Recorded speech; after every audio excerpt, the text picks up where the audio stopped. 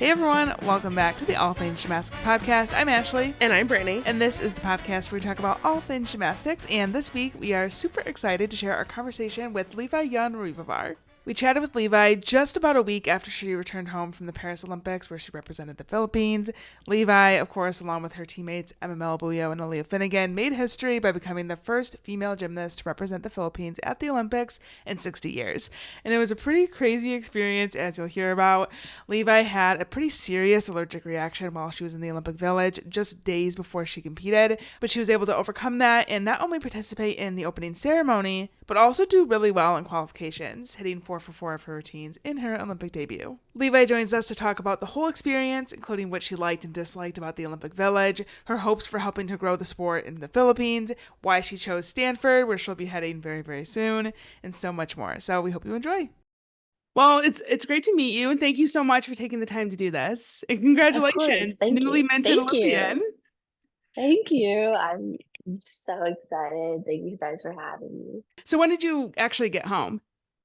I got home on Tuesday nights around. So I've been here for almost a week now. Okay. And you're back in California, right? Yes, I'm back in LA. I haven't been back to LA in like over a year probably. So it's been a long, long time. LA, I was born and raised in LA until I was 13, and then I moved to Minnesota, and then after that I moved to Dallas. So it's been a long time since I've been like home. Yeah. So what has life been like since you've gotten home? Because personally, if I was an athlete, I would be doing absolutely nothing. I'm not gonna lie, like I have not done any gymnastics, any conditioning, anything for like since I competed. So I did actually the other day, my little brother just pole vault, and I'm like I feel so weird like not doing any athletics at all, like going from like Olympic level training to like nothing. It's just such a big change. So I actually tried pole vault for the first time, and I was humbled. I was so humbled. I was like, okay, I'm gonna be able to just like at least like do something. And I did a little run and I put the pole down and like I jumped onto the pit, but other than that, I couldn't really do anything. Did you see the video that I forgot what country the guy was from, but did you see the video of the guy at the Olympics that was pole vaulting, and he was like trying to go over the pole, but instead he went backwards and he was like kicking his legs, trying to save himself, and he crashed on the ground. He fell like hard. Was that you? That's so scary. Luckily that wasn't me, but I did miss the pole. Okay, I don't know like pole vaulting terminology. So if anyone's listening that does like pole vaulting, I apologize in advance. But there was like I think it's called like the place where you put the pole. I don't know what that's called, like the little hole. Okay. Okay. I don't know the terminology either, but okay, yeah. So you're supposed to put it in there and then like it so that you can like go over it. But I just completely missed that altogether. So I like went like over it and like into the pit area, and then it just like rebounded back at me, and I was like, oh, this is like I should be able to like you think my hand-eye coordination would be better doing gymnastics for so long. But I think my body might just be wired to do gymnastics. But towards the end I was getting better. And then the pole vaulting coach was like, oh, you should come back. Like maybe you can do, gymnastics for a while, and then you can be on the Filipino pole vaulting team and go to the Olympics through that. I was like, you know what? Why not? Right. Just go to the Olympics for two sports, right? Like keep the options open. I mean, it looks hard. Like I think is one of the hardest sports. I cannot imagine. Yeah. I think gymnastics might be harder. I'm biased, but yeah, a lot of people say that like pole vaulting and gymnastics is very similar because you have to like be like a lot of gymnasts go to pole vaulting after gymnastics, but I don't know. I think I just have to stick with it. But for now, today's my first day back in the gym. I'm going to Paramount League and just gonna do some very easy, nice conditioning, maybe some basics, and then work my way up. for Yeah, that, yeah. through that. I Yeah. admire you for getting back in the gym that soon because, like I said, if I was an athlete, I would be taking a whole month off. I would be doing absolutely Yeah. nothing but sitting on my couch. Yeah. It's been like funny because I feel like I'm, resting, but at the same time, ever since the Olympics and like before the Olympics, I've been so busy. It's just like somehow, I think probably because, managing the like athletic aspect of it, and then also that, my family's moving from like some of our stuff from Dallas to LA. And then we also are moving back into our house after a long time. Um, because we were staying with like a friend. And then on top of that, also getting ready for college. So we're packing my stuff to go to college and trying to find dorm stuff. It's like funny because leading up to the Olympics, I like wasn't in the mentality that like after this, I'm going to college. Like I'm having another transition in my life. But I think ever since like after the Olympics, it finally hit and it was like start thinking about that. I was like, oh shoot, I have to do like pick out my dorm stuff, but I have to like, fill out the pre-athletic forms and just all this stuff. So that's also exciting. And then also keeping up with social media, which I have been engaging with a little bit more recently. So that's fun. But You're very, um very busy. yeah, but like I like to be busy, so I think it's good. Yeah. Now, did they move to Dallas with you or were they in California? So my little brother and one of my parents was in California. So my Mhm. little brother goes to school here, and my parents would like switch back and forth with like staying with my little brother or me in Dallas, Mhm. or sometimes I'd be on my own for just like a little bit. But most of the time, one of my parents would be there. And then my little brother was back in LA, and then my older brother is like in college, so um, he was just doing his own thing. But when I was in Minnesota, my family ended up moving out there for a little bit. But then when decided to go to Woga, and my little brother started high school, they decided it'd be easier for him to just start in LA and stay there. So Mhm. my family, like the last few years, has just been kind of all over the place. It's been pretty hard, I would say, on our family to be like split up like that for so long. I'm really close with my siblings and my little brother, so it's definitely difficult, like not being able to see him. And I'm also like, can't imagine for him having to move from, away from all his friends in LA and then maybe do friends in Minnesota and then I have to move back to LA. It's a lot. Yeah, well, I mean, it goes to show you the sacrifices that families make for, people like Yeah. you to be able to go to the Olympics. So it's a full Yes. village of people that really help make it happen. I agree 100%. So I want to start back at the beginning of your Olympic experience. You participated in the opening ceremony with your teammates Aleah Finnegan and Emma Malybuyo. We don't often Yes. see gymnasts actually participating in the opening ceremony just because it's so close to when you guys actually have to Yeah. compete. Was that something that was ever like a concern or a question for you, or did you know coming in like we're doing this and no one's stopping us? No, so initially it was just Aleah doing the opening ceremonies. I discussed with my coach and like my and like the head of our delegation that we were not going to do the opening ceremonies because they couldn't have enough room on the boat or something. And then also it was just so close to our competition, so I was like totally fine with that. Gonna like watch it from my room. And then that morning, or the head of our delegation was like, "Oh, there's actually room on the boat, so you and Emma can do the opening ceremonies too. Just grab like the opening ceremonies uniform from like one of the other boxers or something who's not doing it, and we'll like make sure you get on the boat." And I was like, "Oh, I still don't know if I want to do it just because it's so close to competition." I discussed with my coach that morning. I had morning practice, and he was like, "Yeah, I think it's smart to just rest." And so that's what I was gonna do. And then everyone got ready for the opening ceremonies. I still wasn't gonna go. I was just like chilling. I was like walking around the Olympic Village.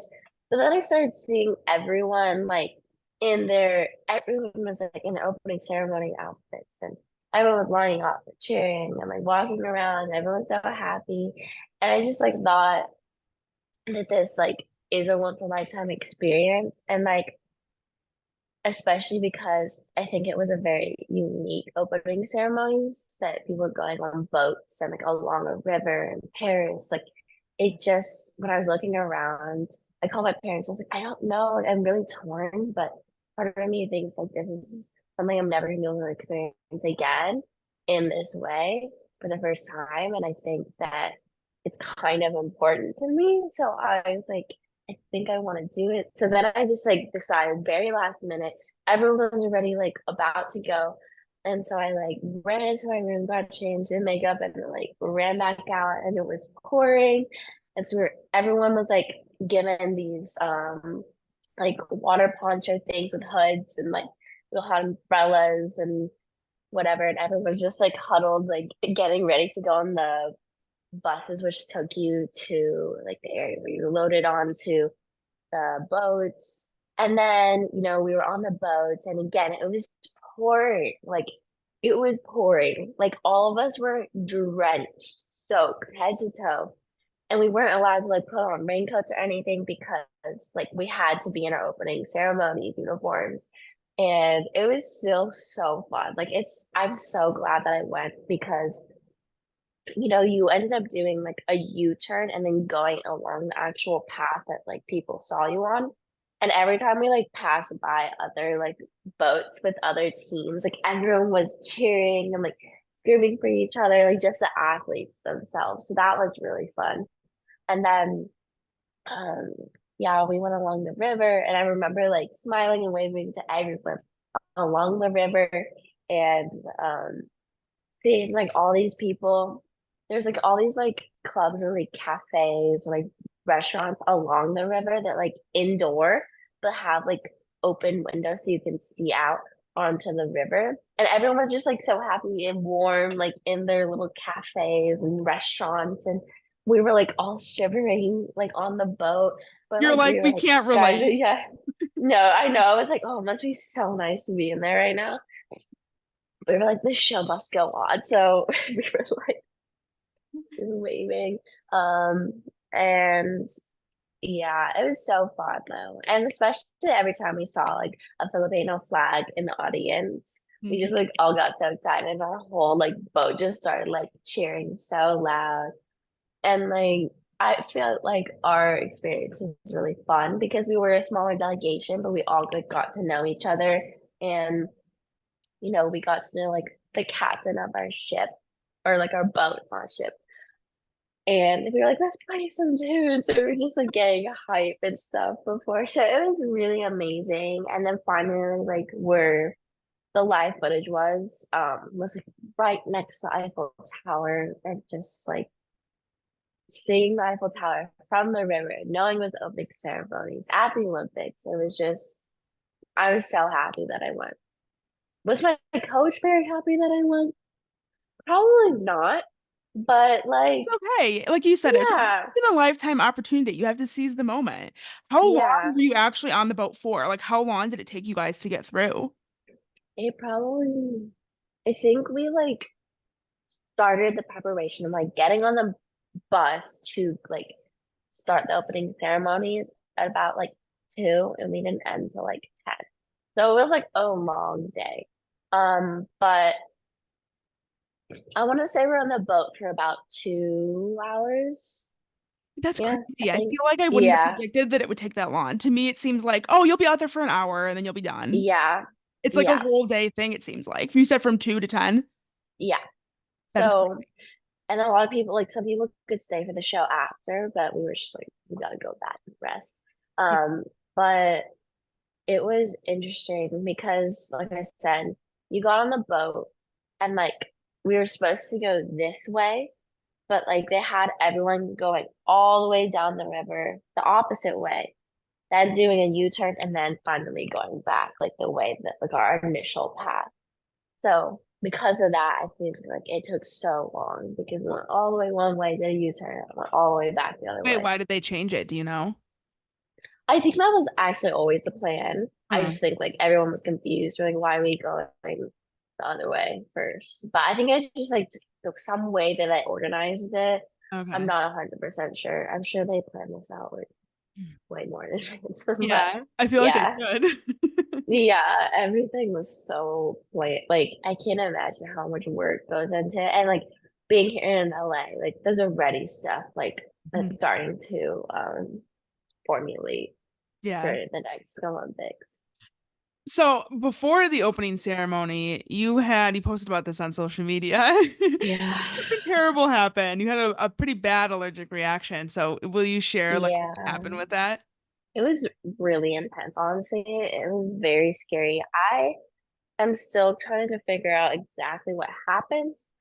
Um, right now, my best guess is that I must have, because like everything is shared in Olympic Village and they didn't have hand soap or anything. Like someone probably like had something that had nuts in it and then touched like a bike or something that I used. And I was like either touching like myself or my lips or something, and it somehow like got in my system. You said you hadn't eaten Mm-mm. anything for like several hours. Yes, and usually if I have an anaphylactic like reaction to something, or even just like a minor reaction, like I feel almost within the first 30 seconds, my throat starts to feel a little bit tingly, a little bit itchy. Like I can feel it right away. So that's why I was so confused because I was just walking around the Olympic Village.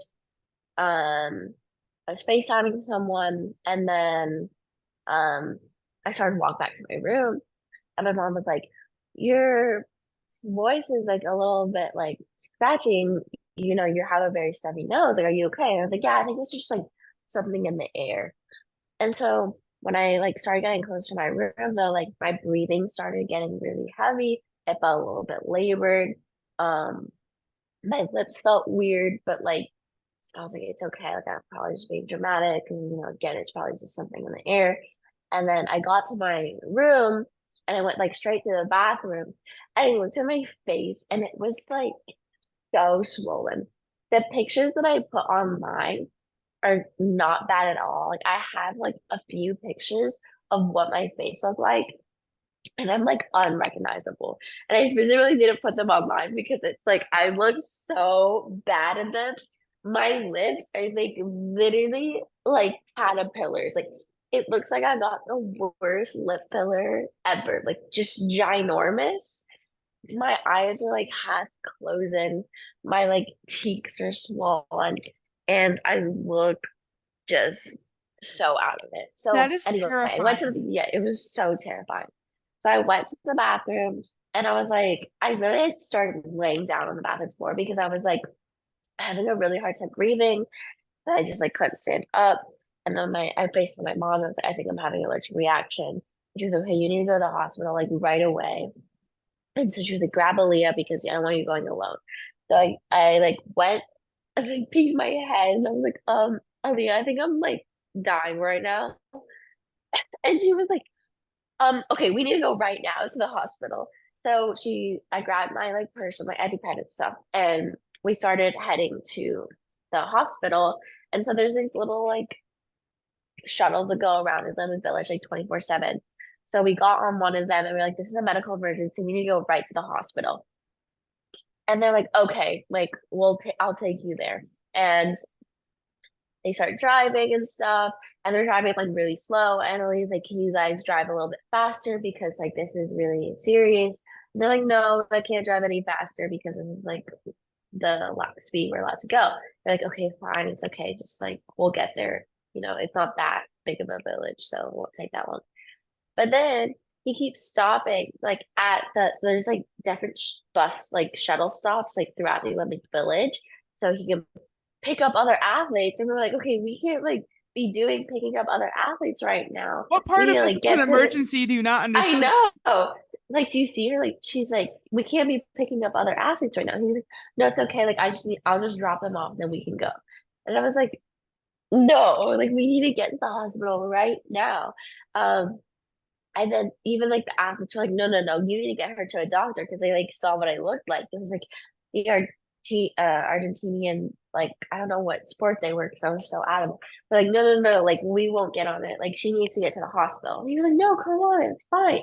And they're like, no, like get her to the hospital. So anyway, um, they dropped us off in the area where the hospital was, but then we had no idea where it was. So it was like called a polyclinic, which was like on the Olympic Village, but they didn't direct us in any way to like where the clinic was. So we were trying to find it, walking around, and then we ended up finding this like other area, which like the emergency center. And we were like, can you call like an ambulance or something? Like we need to get her to the hospital, like in the Olympic Village right now. And they're like, yeah, we'll call someone, but like it might take a while. And so they called, and then we were waiting and sitting down. And like meanwhile, like I was increasingly getting worse. Like my breathing was like really, really labored at this point. And like I was itchy like all over. My chest was itchy. My fingers were swollen. My lips were getting worse. And Aleah was like really concerned. And again, like we couldn't find the emergency center, which is like pretty crazy to me because you would think that like they would be right on it. And Yeah. then we ended up like walking out of there because it was taking so long. And me and like when we were continuing to, they're like, oh, actually, the like medical clinic is all the way on the other side of Olympic Village. So we like went, we're like, okay, well, let's start to walk over there. So we started walking, and I was like, I can't take this anymore. I need to take my EpiPen right now because otherwise I'm concerned that like something bad is gonna happen. And so we were like, just in the middle of the street, and that's where I had the video. Because meanwhile, I was on the FaceTime with my parents the whole time because like I just want they were like helping me through everything. And so I was just on the sidewalk, and I took the EpiPen, and like that's like one of the videos that I posted online was like, oh my God, I'm so scared right now. But she's like, you got this. So then I gave myself the EpiPen, and like within 30 minutes, I started to feel a little bit better from that because that's a pretty strong like dosage of adrenaline that you're giving yourself, which helps like your system. But meanwhile, so we're trying to find that other medical clinic. We get there, it's closed, and so we go somewhere. And meanwhile, I was also calling my coach, and he wasn't answering. And we were like on a shuttle bus, like we like passed by him, and he was just walking on the side of the road. And he was like, "What are you doing up so late?" And I was like, "I've been like, this is an emergency. Like, I'm having a fucking reaction." And he was like, "Oh, okay. Like, let's go. Like, we'll get you help." And so, we find security guards, and there's like 10 security guards, but like no one knows like where to go, and they're all calling each other and like trying to understand what's going on, and it was just such a nightmare.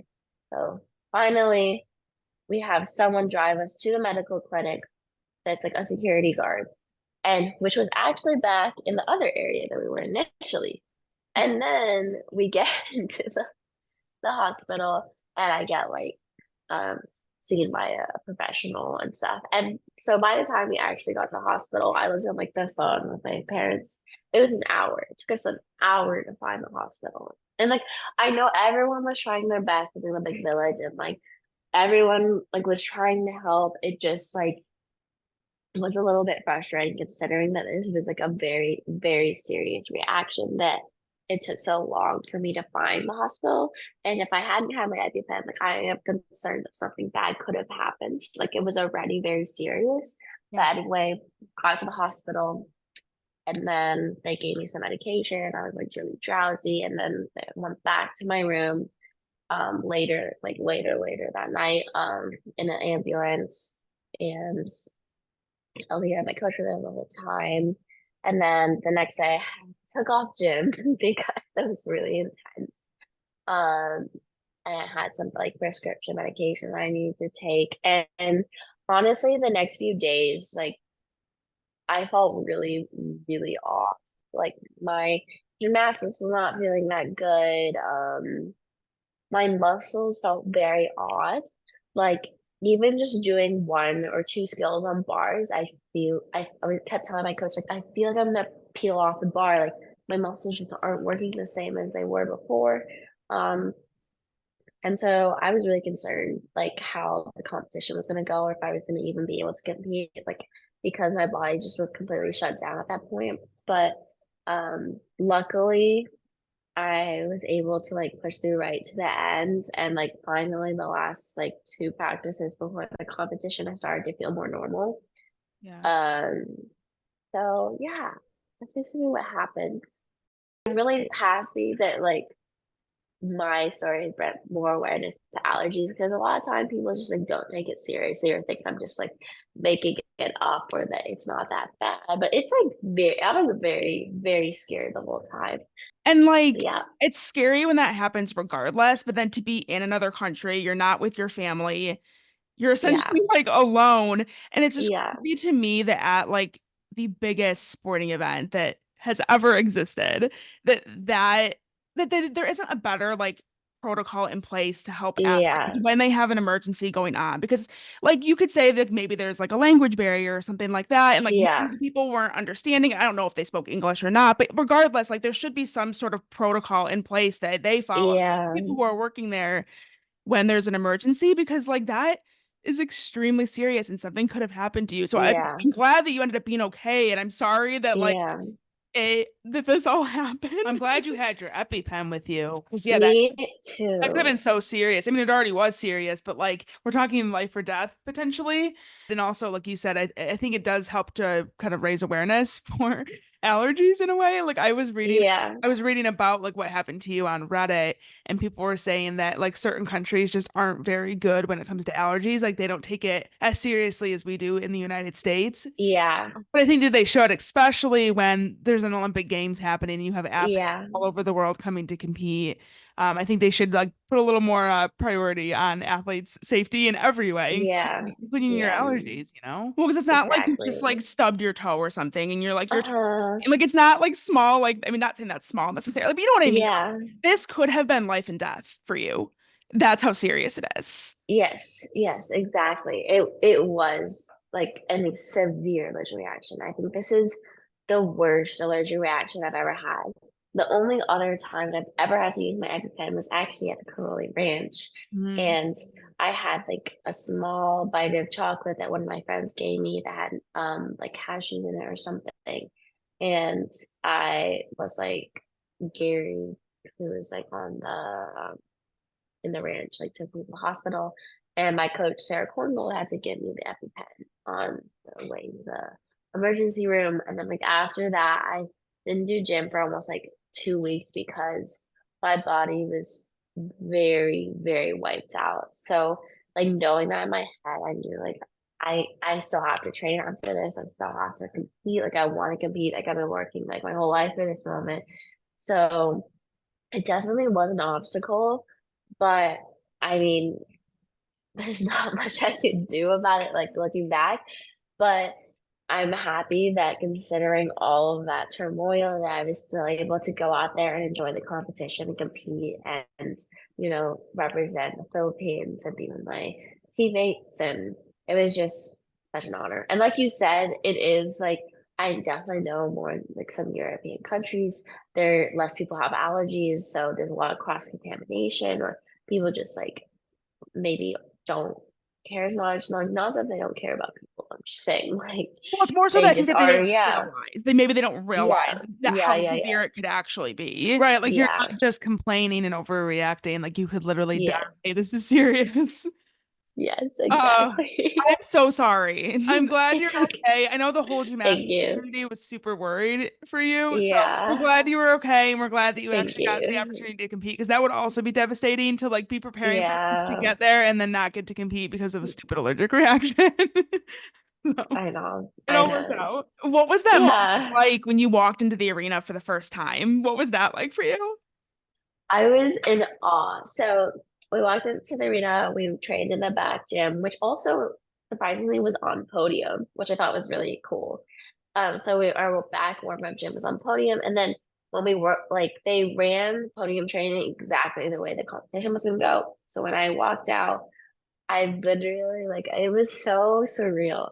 There was like all these cameras and the equipment was bright and the lights were bright and like just like the arena was massive and it really just like started to settle in. Like I'm at the Olympics and competing at the Olympics. This is like something like I've dreamed of. Um, and so it was really incredible. And then, when I actually walked out on competition day and the crowd was there, that just was like a whole another level of amazing. The crowd And was like really good. Like not even the just for crowd was gymnastics, but great. watching all the sports, like the crowd was really good in Paris. Like a large Yes. turnout at every event. yes, a super large turnout at every event, and like a supportive crowd too, and just like I feel like everyone was just enjoying watching athletes. Like I feel like a lot of the people maybe weren't like obviously there are a lot of specific fans who want to go watch certain events, but also I enjoy this. There are like so many people just from the city just going to watch like all these different events and like all these different sports, and everyone was just like happy to be there celebrating their athletes and like supporting them. And I thought it was incredible. I thought it was such an electric environment and something that I'm really, really, really happy I got to be a part of. Were you nervous to compete? I was so nervous. I was so nervous, especially because I really dislike starting on a balance beam. And that's just such a tough event to start off on when you have all these nerves. Um, but I think after beam, honestly, like I just realized like, it's yes, it's the Olympics. Yes, this is incredible, but it's also just another competition. Like I'm grateful that I've had the experience to compete in a lot of international assignments. And so I'm like on podium. So because of that, I just kind of had to tell myself, like mentally, it's just another competition. And I had a lot of my friends and family in the arena supporting me. And so like I looked to them and looked to myself and my coach for like support and kept trying to like keep myself very centered and not think of all the exterior things that were going on. And I feel like that really helped me enjoy the competition more and also like be able to focus more on my gymnastics. In the podium gym, like in the back gym, um, they had like a huge screen playing with all the competition, like gymnastics competition, like before us. I thought that was like it was nice, but at the same time, it was a little bit distracting to have like your prior competitors like right on that screen and like with commentary and everything. And so my coach was like, okay, let's just make sure that you're centered on what you're doing. Try to not look up there. Like just focus on yourself and your gymnastics and what you need to do because that's the most important thing. So I thought that was helpful. And I had an amazing time competing and just it was really fun to like connect also like with the crowd in a good way because I did feel like sometimes I feel like the crowd is very serious and like very pointed towards like one athlete in particular. But I thought this crowd was very just like warm. So that was also nice. Mhm. So, what does it mean to you and your family that you got this opportunity to represent the Philippines at the Olympics? It means so much. I mean, getting to represent the Philippines at the Olympics is just a complete dream come true. My family has worked so hard, made so many sacrifices, had to do so much, and supported me through it all. And I'm so grateful towards them for doing that. And I'm really, really glad that they all got to come and like celebrate with me and be a part of it and kind of like take in some of the rewards of like all the years and all the sacrifice. Um, and so I hope that they had a good time. I think they told me they did. So hopefully that's true.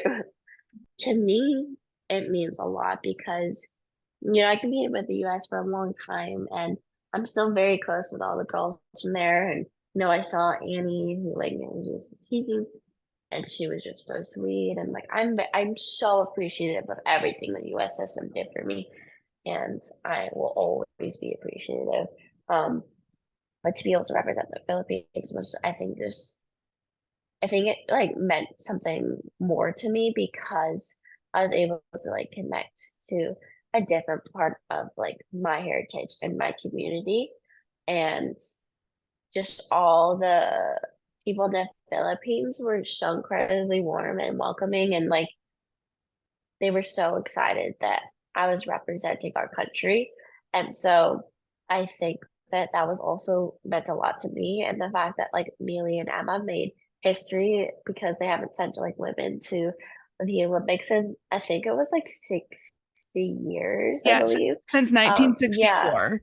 yeah. So that was just amazing that we were making history like in that regard. And I'm really hopeful, like in going into 2028, that we can either qualify as a team or that like we can continue to make some records. And then also like Carlos, like it was a big success for the Philippines this Olympics in gymnastics. Like Carlos Yulo getting 2 gold medals for men's gymnastics, and like that was huge. And so I was really happy that I got to be a part of that, and that I'm hopefully going to be a part of that going into 2028. Mhm. Did you get to watch Carlo at all? I got to watch him a lot during practice. Mhm. But I didn't watch his competition because I was out with my friends in Paris, just like getting to take a little bit of a break from gymnastics. Valid. Um, yeah.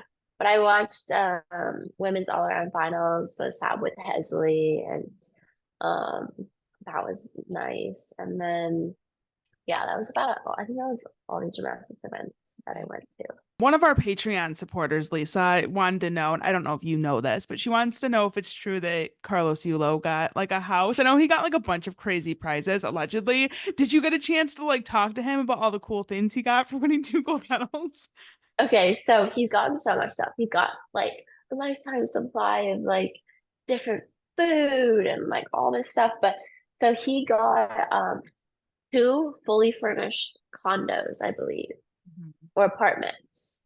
So yeah, because each gold medal that you get, I guess supposedly they just like threw it in there towards like the middle of the competition or something, like Mhm. that you get a fully furnished apartment in the Philippines. So he got 2 fully furnished apartments in the Philippines for winning 2 gold medals. And then he gets like all this money. He gets a bunch of like free food for life. I know he gets free ramen. Yep, I think he even gets like yep. free colonoscopies once he turns like 45 or Yes, something. Like yep, he yep. period. He's got it all. He's got it. He's got it. Like he's set for life now. He doesn't even have to do anything. Like, That is amazing. It was amazing to watch him win like the first gold medal. I was so excited. And then the fact that he got two, iconic. yeah, I love that. it's so iconic. And like, he's very, it's just, he's so sweet. And he's probably the most humble gymnast like I've ever met. Like, he's so respectful to everyone he meets, like all of his coaches. Like, he shakes their hands when he like meets them in the morning. He shakes them, hit their hands like after. He thanks everyone. Um, and so he's like actually pretty like quiet and kept to himself. But like I think it's just he's very, very focused on his athletics, which is amazing. I mean, I just have so much respect for that. Well, it paid off And because he's yeah, the two-time gold obviously it did. medalist. Yeah. So he's incredible. I mean, watching his like floor and ball in practice, I was just like in awe. Me and my coach were just like, that's like the amount of precision he has, the amount of power he has, the difficulty. And It's he's so clean crazy. too. Like he twists so fast and it's so His clean. legs are like Yeah, perfectly together. and Yeah. straight. Yeah, it's amazing. So I wanted to ask, I guess your opinion. So like athletes switching countries is a very polarizing topic for some people, and like there's very strong opinions on it. So some people Yeah. think that the spot should go to an athlete that was like born and raised in that country. And then the other side of it is people like yourself bringing awareness to gymnastics in the Philippines. And also, you're representing, like you mentioned before, your culture and your heritage. Just because you weren't born in the Philippines Yeah. doesn't make it any less a part of who you are and what your heritage is. So that's kind of Yeah. like the other side to the argument. I'm just curious, kind of like what your response to that is. It is complicated and I understand both perspectives. But for me, like I always like I was talking to my dad about it and I was like, I don't know like, what to say when people ask that. And he was like, well, I feel like the thing is like you are Filipino. Like you are, like there's no other way to say it. Yeah. Like that's who you are. And so I just don't think that it's fair when people say like, well, you're just another American. Like you're like, yes, that's part of who I am, but I'm also Filipino. Like that's also who I am. Yeah. And so I think that for me, I'm excited to get to represent the Philippines, and it's because it is my community and it's part of my connecting to my roots. My grandmother grew up in the Philippines. He was born and raised there. Um, Filipino culture has been like something I've grown up with since I was little. And so I think it is like I was excited to be able to get the opportunity to compete for the Philippines. And I think a lot of other gymnasts probably feel the same way. I don't think that it's taking a spot away from another gymnast in the country just because, like you said, it does. Like for us, it brought a lot of awareness to Filipino gymnastics. And I think that I was talking to Cynthia, who's like the head of our delegation, and it takes a long time to build up a program. Like the US has been building the athletes that you're saying at this Olympics for what, like their whole lives, Yeah. basically. Yep. So, gymnasts are selecting from the age of basically like 7. They do TOPS testing, they go through that system, developmental camp, national team camp, like then they start choosing their own national assignments, classics. Like that whole system has been in place for a very long time. And that's why the US girls are so good and so dominant. And the Filipino Gymnastics Association is trying to build that program. But in order to do that, they need more awareness, more support, more sponsors. That's just how it works. I think by Aleah, Emma, and I doing competing in the Olympics, it brings more awareness and more like publicity to the Philippines and the girls who are there. Hopefully, like I know that a lot of the young girls in the Philippines really are like very passionate about gymnastics. I think there's a lot of talent in the Philippines and gymnastics specifically. And so I'm hopeful that by us competing in the Olympics, that we can bring more awareness to them and more support to them as well. I understand how people get frustrated when people like switch countries and compete for a different country, but there is a reason that they can switch is because they are Exactly. like they are that like Yeah. they are the heritage, like that's just who they are. This isn't So you just being like, I want to go compete in the Olympics and I'm just gonna close yeah, my eyes and point to a country on the map and I'm gonna go represent them. Like it's not yeah, like this is a country that you yeah, actually have ties to. Acting like that is exactly. athletes like you were doing, it's stripping you of your heritage and your culture because like you were saying, like your grandpa was from the Yeah, Philippines. Like yeah, just because you weren't born there doesn't mean that it yes, doesn't make you any less part of that culture. So I exactly. appreciate you saying that. And also, like we were saying, the awareness that it brings to gymnastics in the Philippines. You are a part of inspiring the next generation of athletes. There are going to be girls that watched you at the Olympics that now want to get into gymnastics. You and Yeah, your teammates, I should say, all of you. And also what Carlos Yulo is doing. So, Mhm. and also for yeah, inspiration to see like the success that you guys had. And this is why gymnastics in the Philippines should be invested in because you guys yes. can have a strong team. So, Exactly. yes. And I'm very excited for the future. I'm really hopeful. Like it's a very long commute to the Philippines, but I was there for a few days. Like I got to see some of the younger girls there. Um, Yeah, and there's you brought them lead yes, cards, didn't you? It's so cute. I did. I brought them like all of my old leotards or like as many as I could give them, and they all like put them on. It was so cute. It's so cute. They were so happy. And so I plan on going back. I would actually really, really love to do some clinics with the younger girls there. I want to like be able to coach them a little bit or just give them any knowledge that I have for me, my perspective, or give them any feedback or any advice that I can give them. So I'm planning on going back at some point. I don't know when, but I'm planning on doing some clinics with them, and I hope that that helps as well. But I really want to be involved, and like I do, like what you guys are saying. Like I really, truly believe from the bottom of my heart, it's not. There's a reason that you're able to compete for a different country. It's because you have ties to that country. It's not like you're just picking Yeah. a random place. You're like, sure, that sounds fun. I'll do that. Yeah, cool. Like, oh, I like the color of the flag. I'll do that. Like, no, that's not how it Yeah, works. it's not that simple. Yeah. So when you look back on your entire Olympic journey, whether it's at the Olympics or something that it was leading up to the Olympics, when you kind of look back at the journey, what's something that you're going to be most proud of?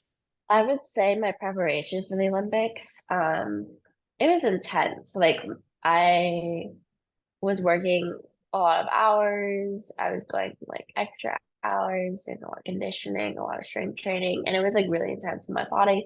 It was really intense mentally, and then I was also managing a lot. I was finishing high school. I was doing like a lot all at the same time, and I think that was really difficult. And then having, coming to Olympics and having an anaphylactic reaction, which just kind of backtracked me immensely.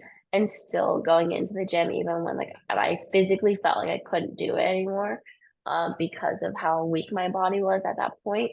I feel like ended up being able to come out and compete and hit all 4 events was really amazing to me. Obviously, I was really hopeful that I feel like I could have done a little bit better if I didn't have that reaction, because my preparation is going really well in the gym. But I'm still honestly so happy and so excited that despite all the adversity that I experienced and everything that I've been through this year to get to the Olympics, that I was able to go out there and enjoy it. And you always have Yeah, LA 2028, right? exactly. I really appreciated how you were documenting everything on social media because I felt like I was there with you. So thank you. Oh, thanks. So we have some questions just about your experience in the Olympic Village. So first one is what was the best part and what was the worst part? Ooh. I think the best part is definitely like seeing other athletes. I have to say, like, it was just incredible. I kept forgetting, like, before going to the Olympics, that this was not just another, like, specifically gymnastics event. I'm so used to going competitions and it just being gymnastics. Like, this was every Summer Olympic sport. And so when I was on at the Olympic Village for the first time and like seeing all these buildings, different, countries' names, and like just seeing all these athletes just walking around. It was just incredible. And I thought that was my favorite part. I also loved all the little like decoration around. I love the bakery. The baker was so nice to me too. He was like, "You want to take a baking class?" Blah blah blah. And he was, "Oh, I have to something, like take more of this bread, like blah blah blah." Is So that the I guy in brought your video where you like got to go in and like pick stuff out? yes, It's so sweet. yes. Yeah, the Olympic Village grocery store was fun. I definitely loved going back and doing like little trying different things. He was so nice too. He was just Yeah. like, "Oh yeah, take this, like whatever you want. Like you have to try this. It's very French." So, like I was like, Uh-huh. okay. So No, that was so fun. the Yeah. chocolate muffins that were like going viral, were those from that bakery or like where were you getting these muffins from? So okay, so in the Olympic Village, there's like 2 cafeterias. One's like the main dining hall, and then one's like a smaller one. And then in addition to that, there's little pop-up stands called grab and goes all around the Olympic Village, which have like snacks, protein, drinks, and waters and sandwiches and stuff. So you could get them either at the cafeterias or at the grab and goes. But most people, I think, were getting them at the cafeterias because they're like fresher. And I had not gonna lie, they're actually really yummy. Like they're pretty good. They're pretty yummy. I mean, maybe they're not like 5-star chef, like everything, like amazing, but like they're really, really tasty. And I got so many people DMing me being like, "Please, I will do anything. Can you like I will come to the village to stand outside. Will you just bring me a taste of that chocolate muffin?" Did you smuggle any home with you? I smuggled so much bread, so much like some of the chocolate muffins and croissants and stuff to my family. Um, That's awesome. like because they were staying out of the village. So I was like, you guys have to try some of this. So like I definitely brought them some. And my little brother loved the chocolate muffins. Did you have a least favorite part of the Olympic Village? My least favorite part was probably the dining hall food and then the way they handled my allergic reaction. Yeah. And then probably the transportation systems. The food was like good. It just I thought that there were not a lot of protein options. And I also thought that nothing was seasoned that well and it was like the same stuff like over and over again. Yeah. But they like provided a lot of food. And I know that's difficult, but I just like thought that it was probably like a better way to be like high level athletes. Yeah. Because like nutrition is a very, very important aspect of every athlete's like I'd say it's interesting that journey. they didn't have like a lot of protein options when you're all athletes, and that's like a big thing for Yeah, athletes to eat, be able to yeah, fuel yourself. And then the other thing too I wanted yes. to ask you about was these beds, the cardboard beds. We heard that like some of the US gymnasts had like mattresses like mattress toppers, I think, sent in Oh yeah, yeah. to make the bed more comfortable. Did you feel like from your experience the bed was uncomfortable? It was pretty hard, but like I think it depends on your preference. Personally, I don't like a really soft bed because I think that it's like just sink into it and then I can't move. But I thought it was okay. It was definitely very stiff. I might have like gotten some bruises like on my hips and shoulders, like on my elbows, like from how hard it was like sleeping on my side. Jeez, And I know like some of the girls like started having some like shoulder pain because it was so like stiff on their arms and stuff. that's Um, crazy. for me, it was okay. I didn't mind it. I think it's just like a preference thing, but I thought they would be like really unsturdy, and they were surprisingly so stable. Like I feel like they were more stable than an actual bed. I was like jumping around on it and like trying to like see if it would move at all, and it just like was like it was like a brick. Like it was You're not like, moving. I'm literally trying to break this bed and it's not Yes, working. exactly. So when you were in the village, did you like get to do a lot of pin trading? I know that's a big thing. I did. I don't know what. I don't think my credentials around here. I did. I did a lot of pin trading, but our delegation actually didn't give us any pins. So like Really? yeah, I know. It was so sad. So luckily, Aleah and Emma had something they bought off of Amazon that they brought with them. But like we ran out so quick, so we didn't like get to trade. I feel like as much as we wanted to. Because if you're But going up to yeah, athletes wanting a pen, they probably want one from the Philippines. yeah, That's like the whole point of yes. it. Yes, and then like also like our pins were just the Filipino flag, and most of them had like the Olympics on them or something, like Olympic rings or like Paris 2024. And so like they would give us their pen and we'd like give them ours, and they were kind of like, hmm. You would like give us like the side eye, like this is not a You're good like, enough you pin. know what? Like Never mind. yes, We're good. no, actually, one of the guys once like was like, "Oh, you want to trade pens?" I was like, "Sure." He gave me his pen, and I gave him mine, and he was like, "Oh, do you have one with the Olympics on it?" And I was like, "Oh no, this is the only ones that we have." And he was like, "No, can you give me my pen back?" I was Oh like, my God. oh. He was That's so like, "Here you go, rude. I don't want it." I was like, You're like, I'm the trying rejection. my You best. just rejected my pen. This is so hurtful. That's a I little rude. know. See, to me, it's I so know. cool because it's from an athlete representing the Yes. Philippines at the Olympics, and you're gonna put all your pins together. So, like, I'm assuming that a lot of the pins, like you said, are gonna have Paris 2024 Yes, Olympic rings. exactly. So, like, when they're all together, like, very clearly you got this at the Olympics from an Yes. athlete. And to me, that's so Also, cool. yeah. Also, there were barely like our delegation was one, like the smallest delegation. So like there's not a lot of Filipino pins. So you would Right. think that they would want one, but Right. Missed opportunity it's on there. okay. And you know what? I Their know. loss. They're gonna regret it later down the Yes. line. It's okay. 100%. I'm not hurt at all. Who's the coolest athlete that you met? I said that's to Katie Ledecky while I was there, and I was like literally in awe. Tom Daly, I love him so much. I Yes. just started knitting, and like he knit like in between like his events. So I thought that was really cool. Noah Lyles, I was like, and like I met him. I saw LeBron James and stuff like sometimes like during opening ceremonies, like walking around. Do the high profile athletes, do you actually see them out and about, or are they kind of like, I don't know, more Yeah. isolated? I think there were just so many athletes, it's like hard to tell. But like Katie Ledecky was just in the dining hall, like Casual. so That's crazy. yeah. Same with Do, Noah Lyles. Like, yeah, do they're they just have people like that go up to them and get pictures, or do you think the athletes kind of like try and give them their space? I think most athletes actually try and give them their space. I think they understand that like in order to be in a more like competition mode, it's better to just, stay focused and like not have all this like outside noise going on. But I don't know though. Like when I was sitting next to her, like no one was going up to her, but Yeah. um yeah, I had breakfast or like some coffee with Cindy and Hesley one of the mornings. That was fun. And Did you yeah, trade that pins was with the like, US team? yeah, we did. Good. They didn't I reject did. your pin. They did reject our pins. I was like, I'm sorry. I know it's not the best, but it's okay.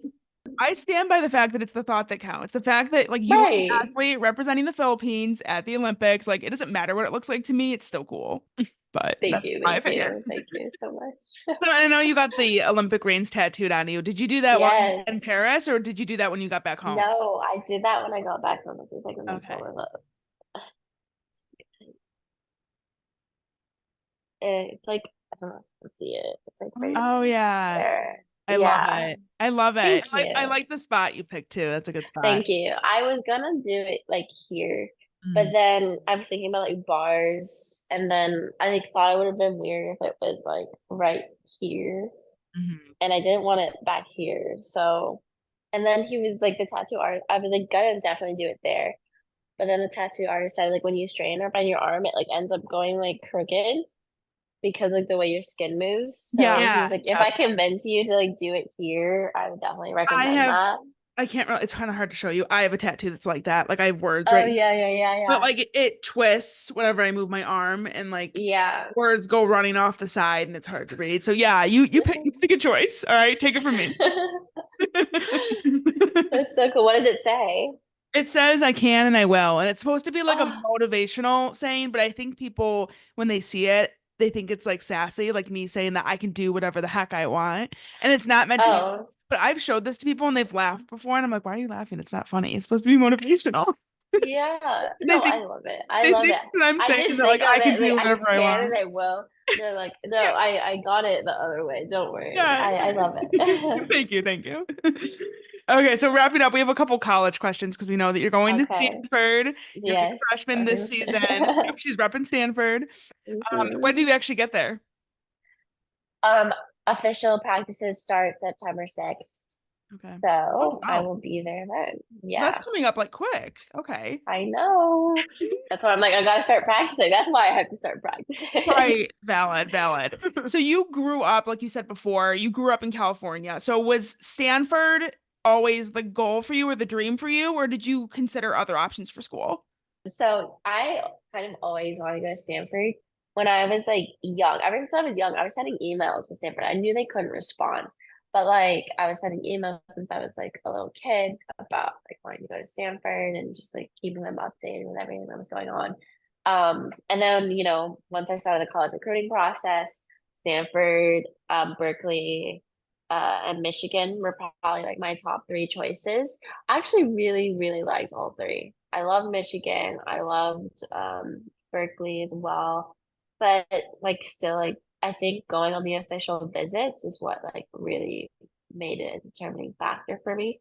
Um Once I was like on Stanford's campus and around the athletes, around just students, um, I knew Stanford for me. And I'm so, so happy that I chose Stanford because I think that Tabitha and like our incoming class is incredible. I think they have such good athletes there, and they're really also driven to, um, start to win some NCAA like titles and stuff. And um, I think it's kind of exciting to be like the underdogs, to be like kind of not like overlooked, but like not really expected to like win maybe as much and then like come from that and like showcase that like we have what it takes and I really do believe that. So I'm very excited to get there.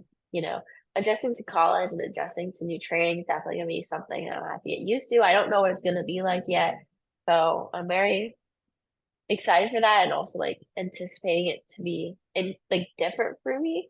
Um, but I think once I get used to that, it will be exciting. Mm. Yeah. Stanford had such a good season last year. Like I think I it know. started kind of rough, but then I think It did. It because did. of It really but they Because were of the that. underdogs though, because Yes, because it started so exactly. rough, everyone was like, okay, like Stanford's out of it. Like people were Yeah. sleeping on them, and then they showed up and they made it to nationals and they finished fifth, and they have a national champion on ball. Like Stanford killed Yeah. it last season. They did. So how Yeah. excited are I'm you so to happy. to be a part of that and to kind of help them build, but then also where do you see yourself contributing to the team? Yeah, so I'm hopeful to do all rounds. Obviously, like coaches will have to assign lineups and all of that. I know it's like not common necessarily for freshmen to do all around like all year, but I'm hoping that that is what I get to do. I'm also really excited because like I have like a few teammates that are going to Stanford, like Uisoma, and then Temple Landry, and then I also have known Brenna for a really long time. So I'm really close with the whole team already. I'm also really close with the men's gymnastics team because they're one of the reasons that I committed to Stanford is because I was in Stuttgart competing for the US and I was on the mixed team, and all the guys on the mixed team were from Stanford, and they kept just saying like, "Come to Stanford." They were like trying to like it's not The just a recruiting. full decision; it's like a decision for the rest of your life. Like the Stanford like community is just incredible. I feel like I stay close with them like throughout, the years. And so I'm excited to, be a part of that. Oh, that's my dog. He probably thinks that there's like a fly. Oh. Um, he likes to hunt flies. Anyway, So Tabitha owes a so thank you to the Stanford men's gymnastics team, is what yes, I know. But then so yeah, it's just I'm really excited to be a part of it. And I think it's like interesting because I'm planning on continuing late in college.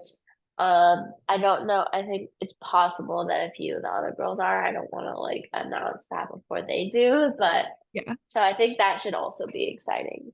Yeah, that was my next question. Actually, you had said on Instagram that you are interested in going to LA Yes, 2028. Was that always the plan for you, or is that something that kind of like recently you've decided? it was not always the plan for me. I think that after like preparing for this Olympics, I was kind of thinking like I want to do this Olympics and then I just kind of want to be done with the league. Like I want to just enjoy college, like just give that my everything. And I think then going to the Olympic and being in that environment and you know just everything that being around all those athletes and I'm just so like um, Misha, it's okay. Uh-huh. What Um, kind of dog is that? he's a wire pointed haired Griffon. Aw, what's his name? Yeah. His name is Misha. Misha. I know, I I keep seeing him know. in the background. He looks so cute. I know. He is adorable. He's a very snappy, sassy dog. Um, but anyway, I'm very excited. And I definitely think that like being in the Olympics made me want to do 2028. And maybe like I won't do elite, this year if I'm adjusting to like I mean, there's not a lot of elite meets anyway, like right now after the Olympics. So, Yeah. um, especially like, competing for the Philippines, there's not anything until like World and Sea Games, which is like in 2025. Right. So, I think for now, like I'm taking a break from elite, but I'm definitely gonna be like training some of those skills and those routines like on the side. And then either by the end of the year, you know, switching back to that, some elite routines and competing for the Philippines at Worlds and Sea Games, hopefully. Or if I don't do that, continuing like starting next year. It just like I'm not exactly sure how it's gonna plan out. I actually have some meetings like with my Stanford coaches about that, Right. to like clarify all of that. But I'm definitely they're super, super on board with me continuing elite and they're super on board with 2028. And I really, really want to do 2028, especially because it's in LA. They're my like where I was born. Yeah. Um, Full so I circle. think that's so special. So yeah. I knew you lived in California, but like I feel like I'm just Yeah. about to say, and I'm like, oh wait, yeah, that makes a Yes. lot of sense. And Yes. it's cool that the Stanford coaches are like on board and supporting you in that. We're seeing more athletes being able to Yeah. develop that, and like you're gonna be in college doing gymnastics for the next 4 years anyway, so Yes. you can train on the side your elite stuff, go to some competitions here and there.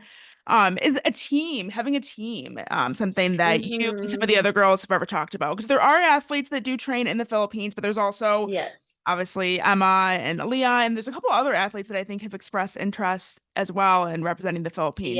Is Yes. that something that you guys have had discussions about? Yeah. So like I'm not exactly sure what Aleah and Emma's like plan is, but we've discussed a lot about hopefully, like, our goal is to have a team at the Olympics. Like, that is our primary goal. I don't know what their plan is, it's just on their personal preferences, but I know there are some other athletes from, Philams who want to compete in the Philippines. There's also girls in the Philippines who I know and have talked to that want to, get together and be able to represent the Philippines as a team. And I think that's like the ultimate goal for all of us. And I think that would be amazing and like historic. And I'm really, really hopeful that that could be the case. So yeah, Yeah, I'm keeping my fingers crossed. That would be amazing. thank you. I Thank you. really Me think too. you guys could do it. I really think it's Me possible. too. And actually be Me too. competitive, like not just have a team, but have a team that's Yes. good and that can actually like qualify for team Yes. finals and things like that. Like I think you guys can do it for sure. So keeping my fingers Thank you. crossed. Thank you so much. We want to say thank you so much to Levi for taking the time to come and chat with us. She obviously has a very, very busy schedule right now. And to be able to chat with her so close after getting home from the Olympics for like a good hour too. Yeah, it was really, really special and we really enjoyed our conversation. So Levi, thank you to you and congratulations on all of your success, and we cannot wait to cheer you on in the future at Stanford. We also want to take a moment to say thank you to our Patreon supporters for making this show possible. You guys really do make this show possible. I think it's pretty obvious, especially if you've listened to us over the years, that we are completely self-operated. Like it's just Brittany and I that carve out the time and the money and the effort to make the podcast what it is. And that's why your contributions mean so much to us. And it helps to make the show better. So again, thank you all so, so much. If you're interested in becoming a Patreon supporter, we always have a link in the show notes down below to our Patreon page. It's in the link tree, also on any of our social media pages. So check that out if you're interested. Also, if you're a Patreon, make sure you go check the Patreon app because we have a couple of interviews lined up that we're still accepting questions for. One of them is another Olympian, and we're also in the process of kind of getting back into college gymnastics already, which is a little bit crazy to think about, but we have some college gymnasts that we're going to slowly be announcing as the weeks go by. So if you want to submit questions, make sure you have the Patreon app on your phone so you can see who we're going to have on the show, and then you can also submit your questions there. We hope you all have an amazing week, and we'll talk to you real soon. Bye. Bye.